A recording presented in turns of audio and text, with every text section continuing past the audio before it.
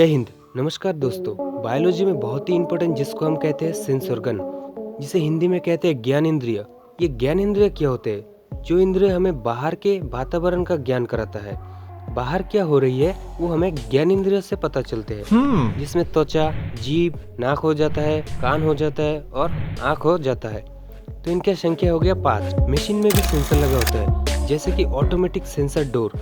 Lift में जो दरवाजा होता है वो ऑटोमेटिक खुलता है और ऑटोमेटिक बंद होता है। इसके बाद एसी में टेम्परेचर सेंसर होते हैं, ऑटोमेटिक गर्मी और ठंड को भाप लेते हैं और उस हिसाब से टेम्परेचर को कंट्रोल करता है।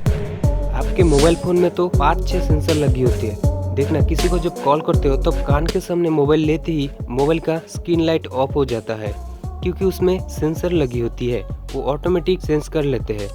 तो मानव के शरीर में 5 सेंसर होते हैं। इन 5 में से स्किन के बारे में मैं पहले चैप्टर में बता दिया। स्किन का वीडियो का लिंक मैंने डिस्क्रिप्शन में डाल दिया। आज दूसरा चैप्टर नाक के बारे में जानेंगे। नाक से हम सांस तो लेते हैं, लेकिन इसमें भी बहुत ही इम्पोर्टेंट चीज होते हैं।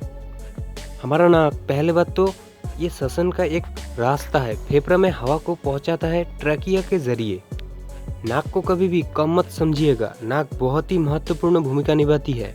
ये नाक ही आपके फेफड़ा यानी लंग्स को बाहरी धूल मिट्टी से बचाए रखते हैं। आजकल हवा में बहुत ही पोल्यूशन है, इसमें नाक बहुत ही ज्यादा काम आता है। नाक से हम जब सांस लेते हैं तब हवा जो अंदर प्रवेश करते हैं उस प्रवेश द्वार का नाम है नॉस्ट्रल। तो प्रवेश द्वार का नाम है नॉस्ट्रल। नाक में प्रवेश करते ही सबसे पहले पाया जाएगा बाल, छोटे छोटे स्मॉल हेयर। तो नसल कैविटी में ये बाल का भूमिका क्या है? हवा में बहुत ही छोटे छोटे धूल मिट्टी के कण होते हैं, पोलन होते हैं, जिसे एरोसोल कहते हैं हम लोग। हम जब सांस लेते हैं ये सब सांस लेने के वक्त नाक में घुस जाता है। तो नाक में जो बाल होते हैं वो इन सब को फंसा लेता है, यानी बाल हवा को फिल्टर कर देता है। उसके बाद हम जब 160 किलोमीटर पर आवर की रफ्तार से छींकते हैं तब ये पार्टिकल्स बाहर निकल जाते हैं। अब थोड़ा सा ऊपर की ओर जाते हैं। हमारी नाक 2 पार्ट में डिवाइड होती है, मिडिल में एक भाल्व के जरिए। उस भाल्व का नाम है सेप्टम। ये सेप्टम नसल कैविटी को 2 पार्ट में डिवाइड कर देता है। नाक के थोड़ा सा और ऊपर जाते ही आपको म्यूकस मिलेगा। म्यूकस में एंटीबॉडी एंड इम्यून सेल का कंटेंट होता है, जो जर्म्स को किल कर देता है। ये common cold, allergy, sinus, flu में नाक से म्यूकस निकलने लगते हैं। म्यूकस चिपचिपा टाइप के, चिपकू टाइप के, ये हर वक्त नाक में मौजूद रहते हैं, चाहे आपकी सर्दी लगी हो या फिर नहीं। ये क्या करता है, जो धूल कण पार्टिकल नाक को पार कर जाता है, पार करके ऊपर चला जाता है, म्यूकस अपने ऊपर उन पार्टिकल्स को चिपका लेता है, बाद में निकल जाता है। लेकिन नाक गंध को कैसे डिटेक्ट करता है?